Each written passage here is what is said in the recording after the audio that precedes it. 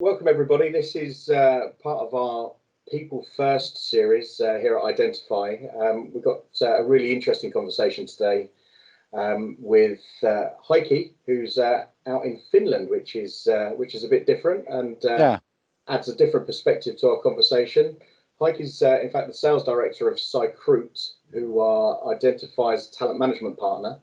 We've worked with Heikki now for some 4.5 years, and it's been a fruitful relationship, and it's always interesting to get his take on, I suppose, recruitment generally and talent management tools as they're used not only in the UK but pretty much across Europe. And I'm not doing you a disservice there, am I, Heikki? It's Europe and the UK, or does it include a broader? Yeah, basically, and actually nowadays we do have partners in Canada and Brazil and South Africa and Israel, so and actually Turkey as well. So we are trying to expand.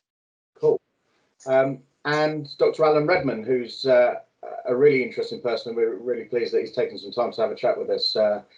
Alan, again, we've known Alan for some 4 years, and Alan heads up the science and technology. Alan, I should let you introduce yourself, because I'm sure you'll do it more justice than I will. It's a great grand title. So tell us. I think you were doing a good job, Gary. That's fine. Yeah. So I'm the head of science and technology with Psycruit. By profession, I'm a chartered psychologist, working organisational psychologist. Obviously, my main focus is talent management, especially where it applies to recruitment and assessment and leadership. Great. Pete Sanders?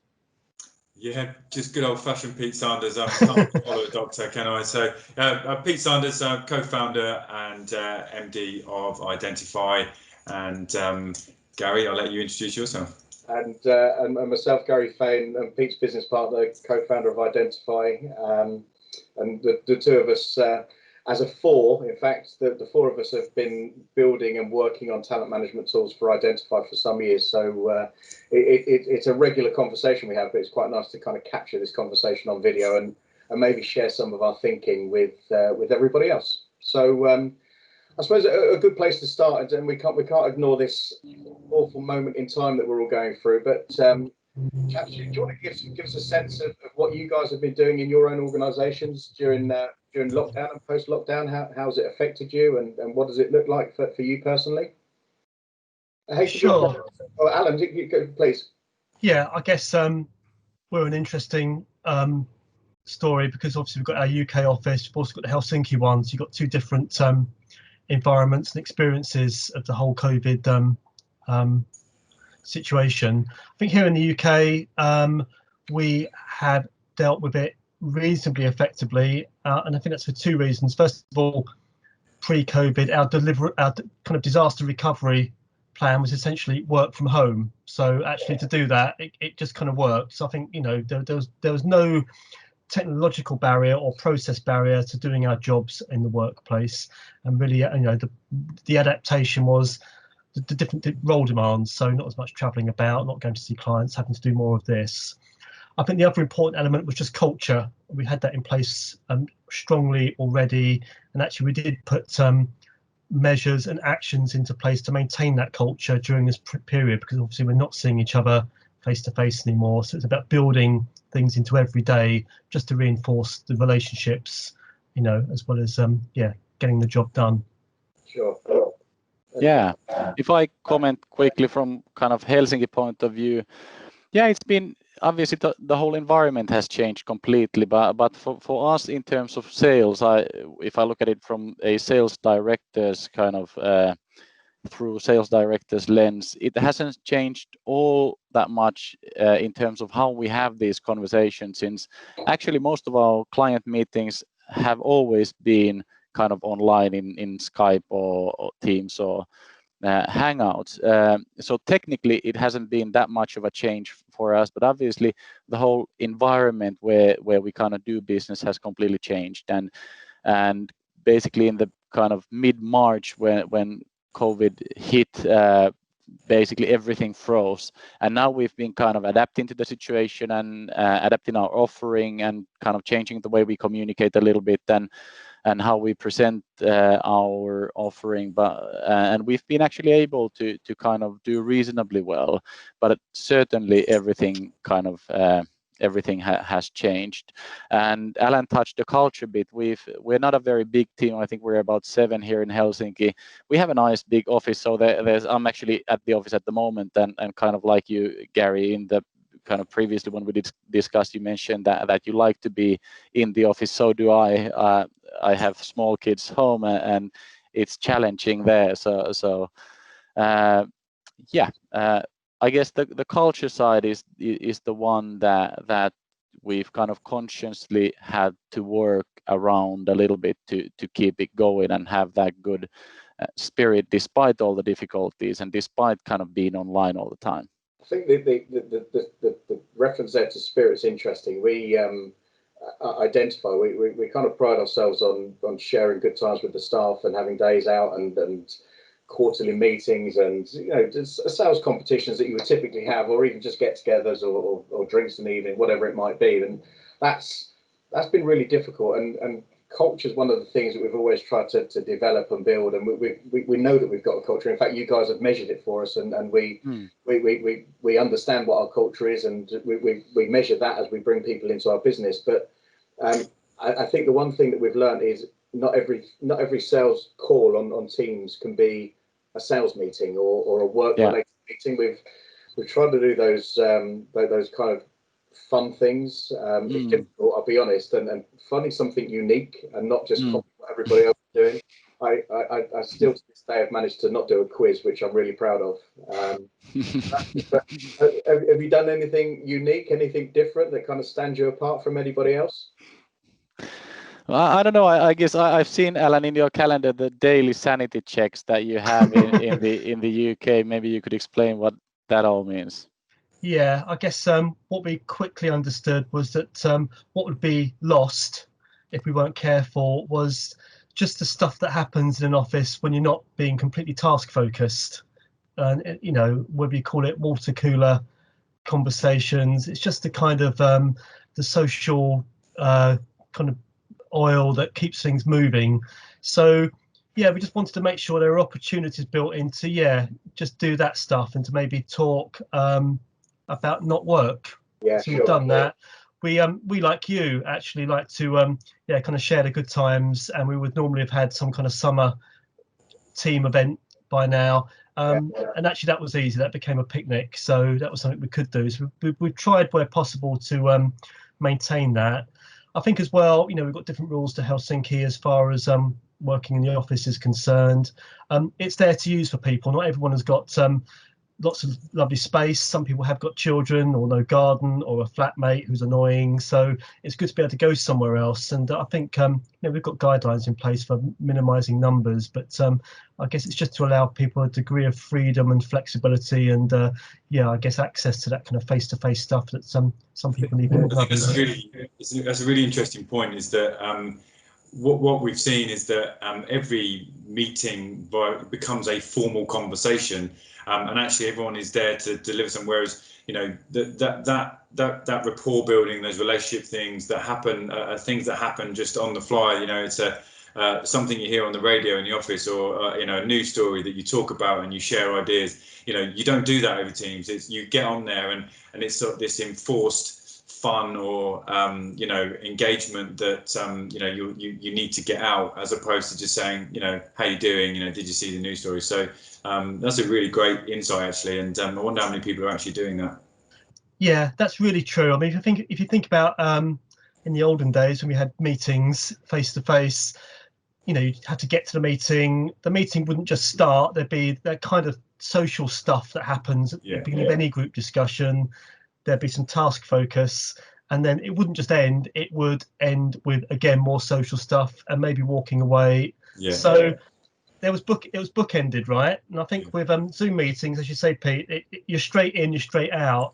And also what's going on around that is we're all working off e-calendars much more than we might have been in the office, and slots will just get filled up back to back, so you haven't even got that discretionary time between meetings anymore. You're going from one to the other, and it is fatiguing, it is tiring. It does, and we know from research, have well-being implications. So I think there was a bunch of stuff to take care of, in talent management terms, for culture and just people's kind of mental well-being. but also on an individual level, I think we need to help people understand how to look after themselves, and maybe to try and carve out the spaces in the day that used to be natural pauses that just aren't there anymore. So I kind of want to take the conversation up a couple of gears, and Alan, whilst we've got you, Alan, we want to pick your brains, to be honest with you. It's there's a real unique work situation, and for want of a better term, that there is a new world of work, and it's a term that I'm not entirely sure fits every scenario, and but I think there is a new world of work, and there's a new way of working, and I don't imagine that's going to necessarily change.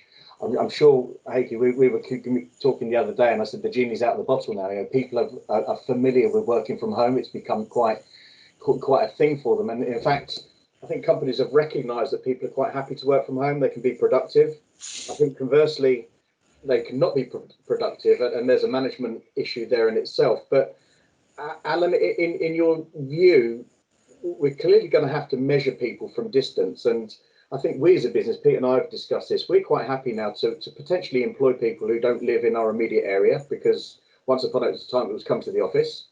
There's a sense now that actually the UK is open to us in terms of new employees, which is really exciting, because that opens our world up to a whole host of new people. But how would you suggest that kind of measurement of suitability and culture, because I still think that's really important, be it remote or not, what kind of thoughts or tools would you suggest are best placed to still capture that culture, even from distance? Because I think if you don't get that right, irrespective of someone's skills and abilities, there's just a misalignment there. And as we all recognise, people will leave if that doesn't actually ring true and actually suit their behaviours, or preferred behaviours, I should say.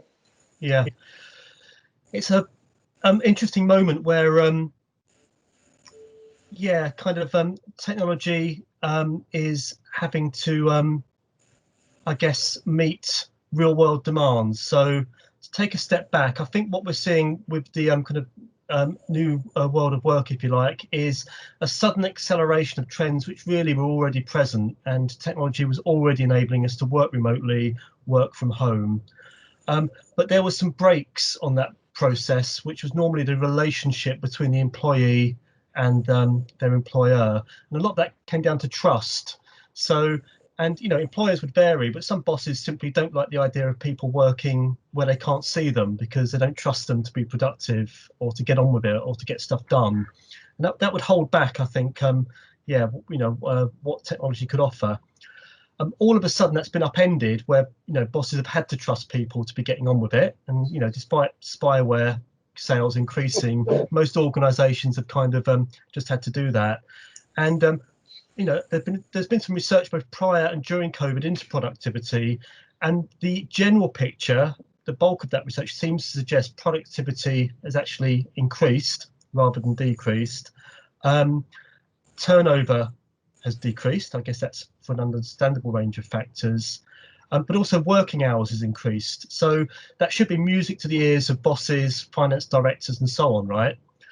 Trouble is, other things which have increased are mental well-being issues, and that's one of the areas in which there is a challenge for talent management recruitment, because the jobs we were hiring people for don't really exist anymore. They've changed in the nature of the demand. Because you're working at home, it's a very different set of demands. Yeah. And I think regardless of the technology or the technique you're using, let's say in recruitment or management, what definitely needs to change is the focus, the things you're looking at, because I think we've got to let go of some of the stuff we were measuring, and we've got to embrace some of the new realities of the actual demands being placed on people.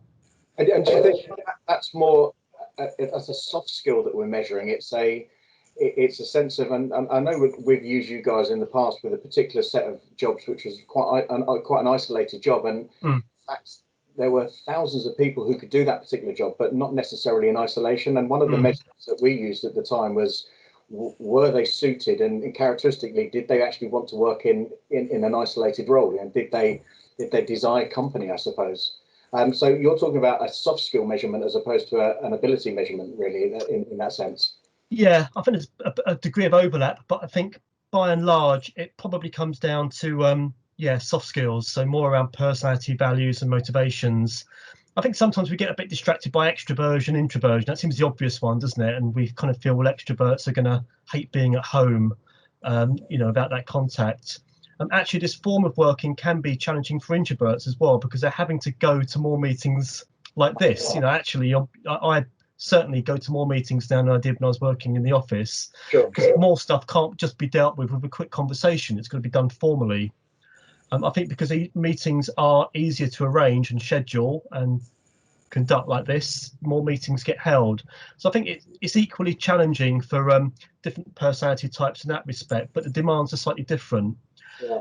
But I think there are other soft skills around the way you like to work, the pace at which you like to work. If you like structure, actually this is quite difficult. If you'd like to be kind of flexible in your approach, maybe do a bunch of stuff in the morning, have a couple of hours off, do a bit more in the evening, that's great, but it doesn't work well for someone who likes the 9 to 5. So I think there are different elements of personality and style we need to look at. I think where culture comes in as well. I was speaking with a graduate recruiter, and they've got to move all of their assessments online because they can't invite people in to do face-to-face.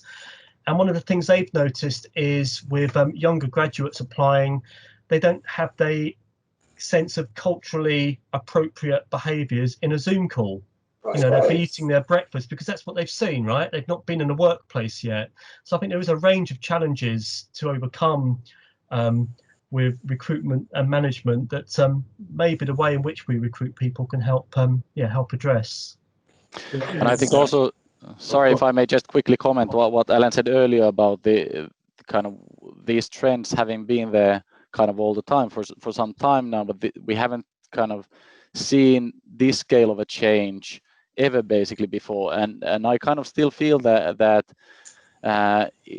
we're still quite early in the experiment. It's only been since kind of mid-March that this change has happened, and I think it's still kind of, well, I think we're getting towards the end of the honeymoon period in a way that people have adapted their working styles and they have been working from home, and they've kind of got used to the new environment, and quite often it's something might be fun for a while, but then kind of they start missing things doing things the old way in a way. And I think that it's kind of a massive scale social experiment that we're still in, and it's kind of continuing, and some of the upsides and downsides of this whole thing we haven't yet seen, but I think it's not now.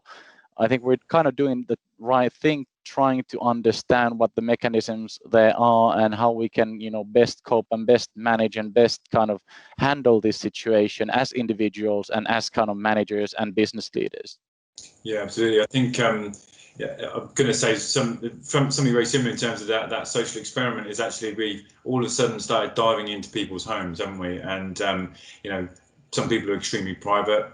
Some people, as you mentioned, introvert, extrovert. Some people don't mind, but either there's still lots of those combinations, and and whether or not we will start to see the control of those environments for Zoom calls, professionalizing the home, if you like, and actually saying, you must have branded, some people have the blurred out backgrounds, some people have got logos, some people have just, got dodgy single chairs like me.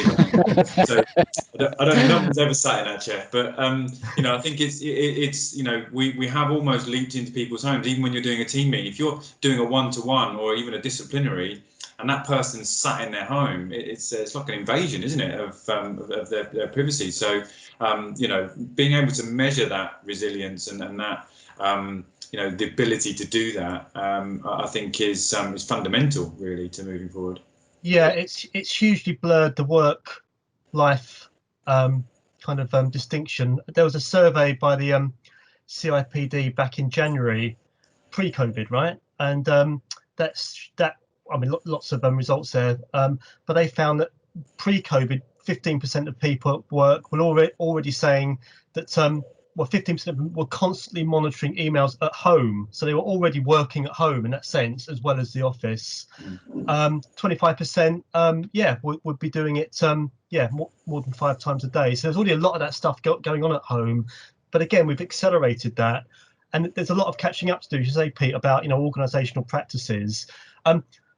There's also, I guess, the kind of there's a consideration that the employees having to take on a lot of the cost and impact that would normally be borne by the employer. So they're having to do stuff in their home for their job, and yeah, that means might mean it has an impact on the family or the people they're living with. So I think there are implications which, as Heikki was saying, are going to become clearer, certainly for the winter, when we're going to be on top of each other a lot more than we have been so far. Yeah.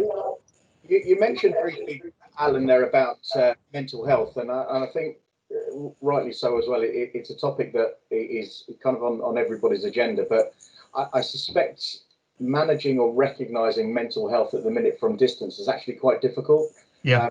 I was reading something yesterday on LinkedIn, and it was an awful picture where the picture of the particular person and his wife or girlfriend, and it looked a great picture. And this was a post on LinkedIn, but he said, sadly that night I kind of tried to take my own life, and I was like, Christ, that's a deep story, and yet the picture itself, and he was brave enough to share that particular story, but I suspect people will look and feel on Microsoft Teams or Zoom, whatever it might be, that everything's great. But there's a sense of, how do we recognise mental health? How do we recognise out of the glare of a video call whether someone's actually coping at home, and that work resilience? Yeah, it's really difficult. I guess the first thing to say is the BPS, the British Psychological Society, have published some really helpful guidelines for employers and employees on stress and well-being during this period, and kind of techniques to help that. But it is tricky. It's tricky because individuals will vary in their degree of resilience and how they're responding emotionally and in well-being terms to all of this. But there's also an environmental factor, and if simply you're having to work now in an environment which makes it harder to work, it's going to have a bigger impact on you. If you're still having to do the same, attain the same level of performance and productivity, but you're working in an environment which is too small, too hot, distracting, you can't think, you can't concentrate, you've got spyware, all of these other pressures. And there's all of the other stuff to worry about, getting it, losing your job, or, a generalized anxiety. It is putting people under a much higher level of demand. And there's been research by UCL which has tracked levels of stress and anxiety over the year. And of course, it's increased. I think that means for the employer, and I would point people towards the BPS guidelines, but it does mean making even more of an effort to do some of the things we should have done anyway, which is to regularly check in, talk and listen to the people we're managing. It's to look out for the signals. It's to try and build into the routine of work opportunities for supervision, coaching, just finding out how people are doing. And also, I think, to allow people to work in the way they've got to work to cope with the conditions they're working in, which probably for most people isn't 9 to 5 anymore. They need to work around school days, partner working times, when their home Wi-Fi is at its strongest, all of this stuff. I think, again, it comes down to that trust thing and that culture thing of perhaps employers needing to, recognise the change of situation. So, Alan, as you know, Pete and I and Identifi have been big fans of Psycruit and talent management tools generally, and it's something that we've embedded into our business from day one, and it's something we encourage our candidates to embrace, and almost by default we ask our clients to embrace the same products. But there's definitely going to be companies out there or people listening to this particular podcast that like the idea of talent management. Either they don't feel it's time to use talent management, they're not entirely sure that they understand it, they think it's expensive, and it's not a sales pitch, but I think it's a really pertinent point, is to maybe explain the benefits of having talent management built into your recruitment process and actually built into your organization, be it a startup business, be it an SME, or actually be it a monster business. And I know we've worked with some really large companies, but conversely we've worked with some really small companies, two or three people, and yet they're still getting the benefit of using a talent management tool. And if you kind of had an open forum to say, this is why you should use talent management tools, what would that sound like, and what would you say? Yeah, I think having the tools in place gives you the whole picture of the individual. So I think traditional talent management, traditional recruitment techniques tend to focus on hard skills. So that's experience, knowledge, job history, and so on. And those do tell an important story, especially in jobs which there is a high level of technical, functional experience or knowledge-based capability. but they certainly don't tell the whole picture. And if you look at two equally able employees or candidates in terms of their hard skills, one will often outperform the other, and that's because of the rest of the picture, which is soft skills, which is understanding the way in which hard skills will be used. It's the personality, the values, the motivation, the power of thinking ability, for example. So by not including some measure, some techniques for taking into account the soft skills aspects, which really are at the heart of talent management, you're not getting to understand the individual. I think COVID has thrown that into really sharp relief, because actually it's the individual stuff and the individual qualities and the soft skills which are becoming far more important to maintaining well-being and mental health, performing well, adapting to change. So I think those become even more critical. And I think, fortunately, in terms of technology, the talent management tools, whether they are psychometrics or other virtual assessments, the technology already exists, and lots of employers were already using it. There's been some adaptation in what we're measuring and how we're measuring it, but in the end, it's another example of COVID just accelerating trends and technology which were already there. Yeah, I think I agree. And sorry, Heikki, go on. Yeah, all right, thanks. I totally agree, and I think that in a way, if one wants to find a silver lining in all this, one could be that this might actually do good for this kind of talent management, because I think that a fairly frequent bias that people have is kind of having overconfidence in their abilities of assessing people when they first meet them. And it's not rare to hear, a manager say that they can, assess someone when they just shake their hand, and that's it. And now that isn't basically possible, people might have, started adding these bits and pieces to the equation, to the recruitment journey, for instance, which they might have, they maybe should have integrated already, years before, and they have been available. But I think now that physical meeting in most cases isn't a possibility, I think we're likely to see a wider adoption of these kind of tools, just to give the hiring managers the security that they, what they want to get in order to hire. And I think that actually might be an overall kind of benefit for the quality of the recruitment processes. There will be less bias if you are able to use multiple ways of assessing someone when you hire them. Yeah, I was going to pretty much say a very similar thing, in the sense that, we are now recruiting from distance. So, there is a sense that you can get a sense of somebody when you meet them, right? Body language, interaction, it's natural behavior. You instantly connect. People talk about connection, right? And there's something in that. But gut feeling, lets you down quite a lot. And the history is littered with making the wrong decisions for companies when hiring. You just don't know if you go on gut feeling. So adding this deeper sense of qualification, which is now more important, because we're doing it at distance, even though we're in front of each other. You can't see what's going on underneath the table, and neither do you want to. Heikki, you're standing up, and you're expressing yourself. So you're going to become almost experts of being able to hide your if you like, your nervousness and things like that, because you're not physically in front of somebody. So that is true. We're back to that sort of almost the equivalent of a telephone interview, where you can have a telephone interview with someone, you can come across really well, but you could be pacing around the living room, you're nervous as hell, for anyone knows. But so, adding in that assessment to individuals is critical. And to add, just to finalise that point, I think the benefit of that today is that there are people out there that are not comfortable in office environments, that so it's opening up the talent pool that wasn't there, not just down to personality, but all down physicality as well. People who can't physically get into offices, it's starting to open up that talent pool in lots of different ways. So you need to be able to understand that candidate, if for no other reason than to be able to manage that person from distance, understand what makes them stressed, understand what motivates them, the need and the timing to check in on those individuals as well, as you said earlier. I think just to add a little bit and take that thought process a bit further forwards. We've done some shared work with you guys with some clients and actually taught them how to interview, which bizarrely, there's a lot of people that actually hire people in this country that actually have never been trained to interview. I mean, that's one thing that we've definitely been able to add some value. However, the other thing that I think that has been really enlightening for us, and not only us, but actually our client set, is your onboarding tool.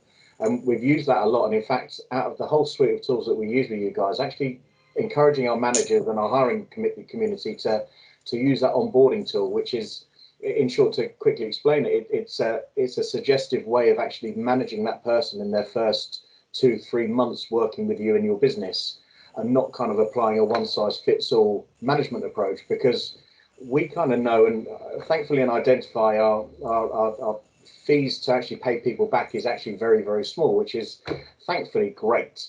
But it's because we really, really encourage clients to use the onboarding tool to manage people individually against their preferences. And it tends to make people more sticky. We know that people will decide whether they're staying with that company almost in that month one. And Alan, I don't know if you just want to give that some context and just where that comes into play, because I think that's really important in this current climate. Yeah, and it's another great example of the COVID situation accelerating the value of processes and technology in talent management, which were already present. So the onboarding profile is something we developed a number of years ago, because what we recognized was during any recruitment process, there's a lot of kind of relationship building, or there should be. We certainly should be gathering a lot of information about the individual, especially if we are using psychometrics and other talent management tools. But often what happened after the hiring decision was all of that was kind of forgotten. And there's all of this information and that could be passed on, for example, to the line manager, who isn't always involved in the hiring process, or even if they are, may not really have the insights they need to build a relationship with that person effectively. They might not quite have the insights that are going to really help them do that quickly. So we developed the onboarding profile, which essentially took recruitment information, a psychometric profile about the strengths and maybe development needs of an individual, and to put it into language which a line manager could use to establish that early relationship with the new hire, and to manage them and to manage that relationship on from there. So it translates recruitment scores into leadership advice, strengths information, and if managers, certainly in this environment, use it in the way we suggest, which is very early on, maybe in their first week, have a conversation. It can be like this, where both the new hire and the manager have got a copy of this onboarding profile. They can talk through it. They can have that kind of honest discussion about the way in which the individual likes to work, works at their best, prefers to be managed, and maybe set some ground rules, some expectations, some consensus around how we're going to manage what is still an unusual time at the moment. What we know from research is where psychological onboarding, which is, I guess, how it differs from kind of more formal processy onboarding of showing people where the printer is, when that's conducted well, you get a lot more engagement, you reduce turnover, and people are just happier and more kind of productive, and will stick around. So we think it's a really, if you're using this stuff for recruitment anyway, which arguably you should be, why not use it? Because it's there, it's information which is available, and it can really add value to the kind of employee life cycle. So for me, it's when I've used it, it is for me the best part of your product, and not to say that the rest of it isn't any good, but it's something really tangible, and you touched on it there in the sense that in a lot of occasions the hiring manager will do the first interview.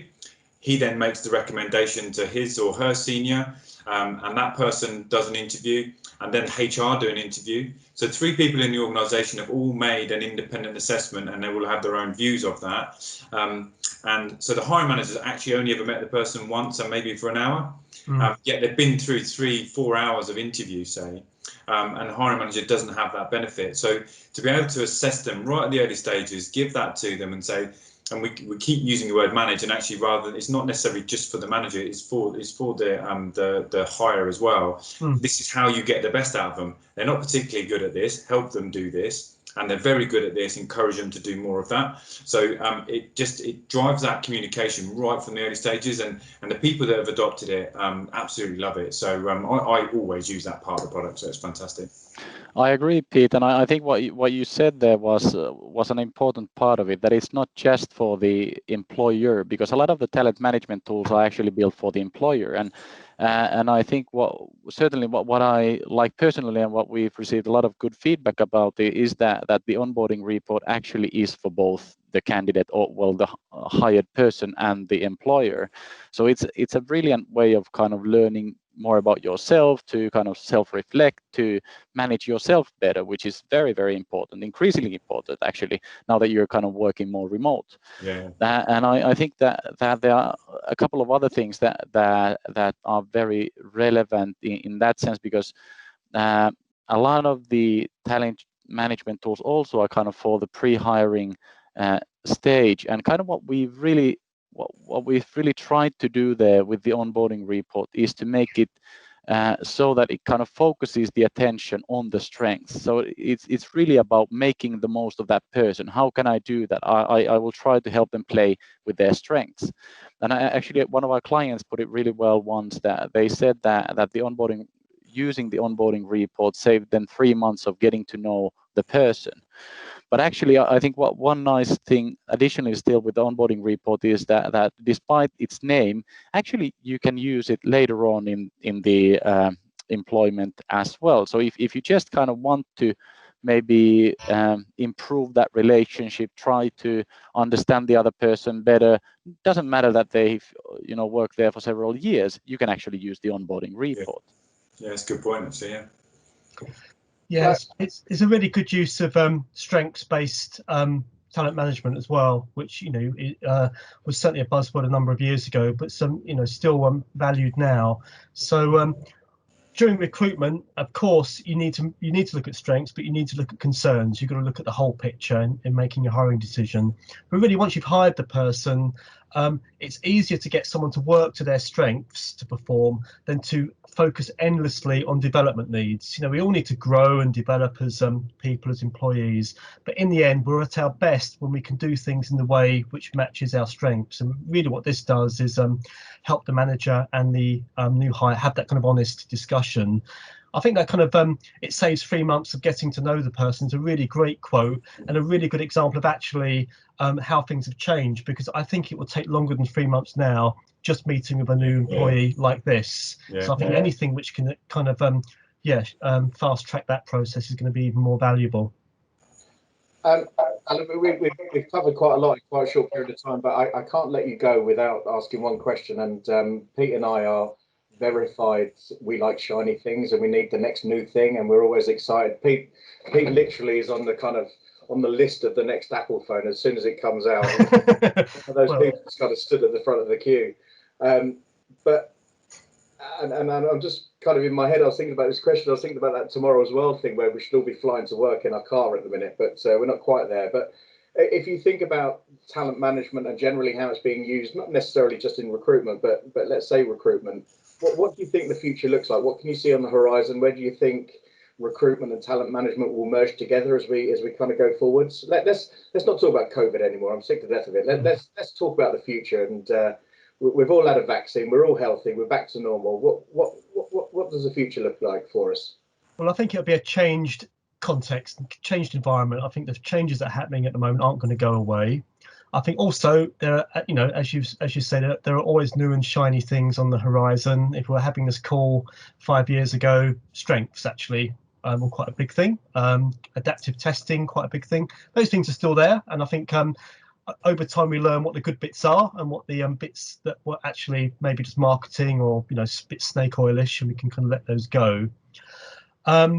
Right now, I think we're hearing a lot about AI in recruitment and talent management, and really that's just an extension of the kind of big data new shiny thing that was from a number of years ago.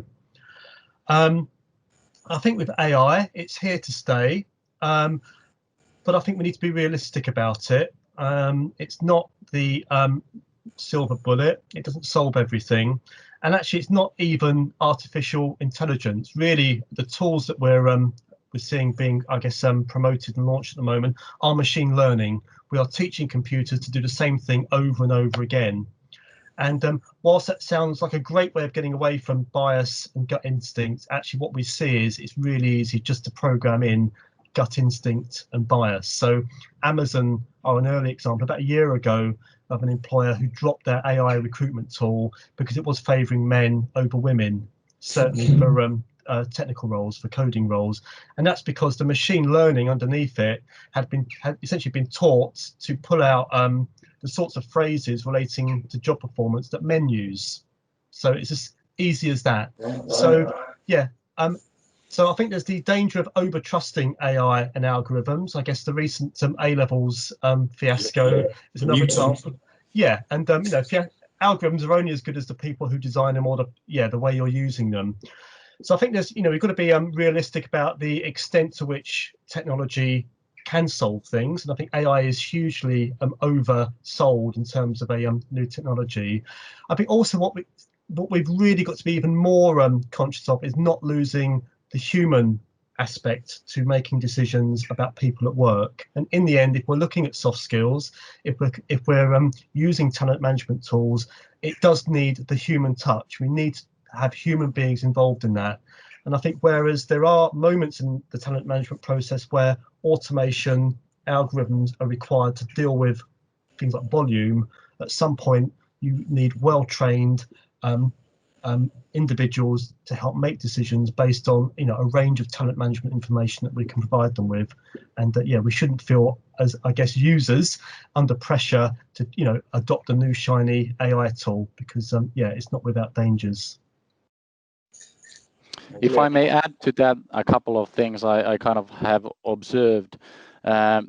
Again, these have been around for a longer time, but there's been a lot of talk about kind of bias in recruitment. There's been a lot of talk about equal opportunities, and deservedly so, but for both cases, and also kind of increasing discussion around the cost of bad hire. And I think what's been kind of interesting is that while for quite a long time companies already have been quite strict about their purchases. If they buy a product that costs £10,000 or whatever, there's kind of a process for that.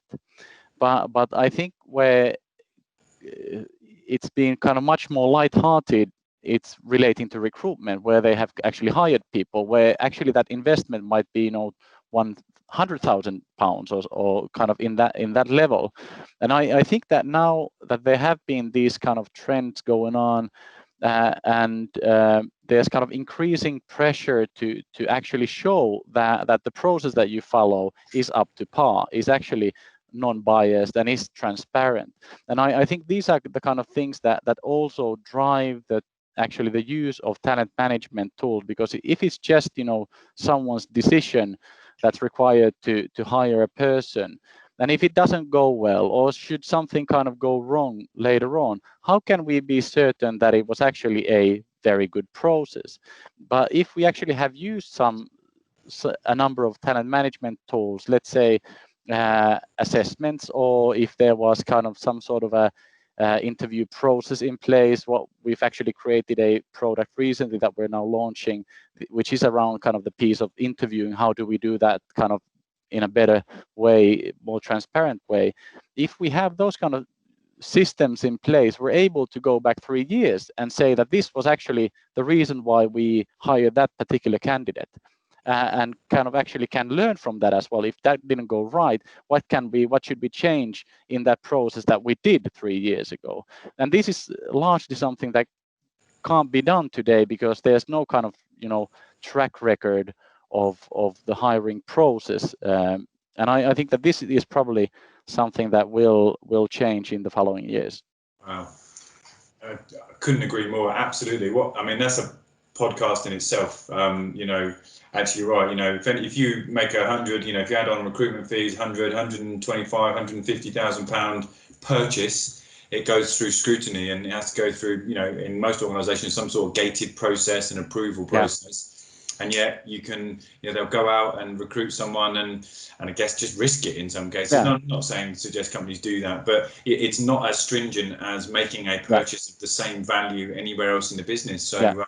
yeah, what an interesting thought. Guys, this is people watching this won't realise, but this is typically how we've communicated in the last 3 or 4 years, and we've kind of thrashed out these ideas, and then we've come up with products or solutions for various different clients and services that we think are fit for purpose, which is why it's been such an enjoyable relationship, and we've kind of all flourished from it. But actually, to share it with people has been really useful, and it's been great to capture some of this conversation, because I don't think we capture the conversation enough. We all end up going off in different tangents and talking for an hour, and we rarely capture it. So it's captured now forever, and it's locked in. So I can do nothing else than thank you both for your time and your input and continued support. But more than anything, I think it's your kind of thought around recruitment and everybody's desire to kind of kick it on and actually progress recruitment and make it better is what makes the whole conversation really exciting. So Heikki in Finland, tell us what the weather's like, Heikki. Give us a quick sense check. Is it cold yet, or is it still warm? Not really. It's kind of grey at the moment. It's been I don't know, kind of end of summer, early fall type of. Some days are warm, some are cold, some rainy, and some are sunny. It's been actually quite pleasant at the moment. It's 30 degrees here, and it's kind of. Oh really? Yeah, absolutely. Wow. Alan's clearly enjoying his trip. It's always sunny in Brighton. Absolutely. Yeah. And I'm white and pasty as is Pete for the last 6 months. But chaps, thank you very much. It's as per normal, a really enjoyable conversation, and we're thankful for your input. Thank you, Gary. Thank you, Pete. It's been a pleasure. Cheers, guys. Bye-bye. Cheers. Bye-bye.